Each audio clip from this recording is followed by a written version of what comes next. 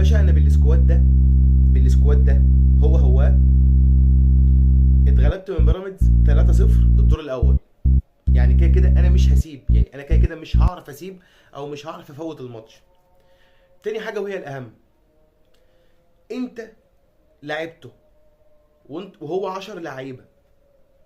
الدور الاول هو 10 لعيبه شوط كامل، الدور الثاني وهو 10 لعيبه نص ساعه وهو اللي جاب فيك الجول، يعني هو اللي جاب فيك الجول الاول. تمام.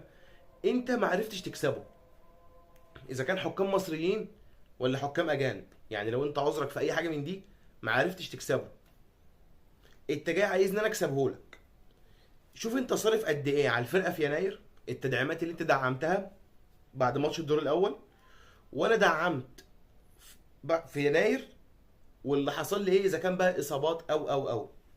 فما تجيش تطلب مني حاجه انت ما عرفتش تعملها، وفي نفس الوقت انا اضعف منك بكتير، اضعف منك بمراحل.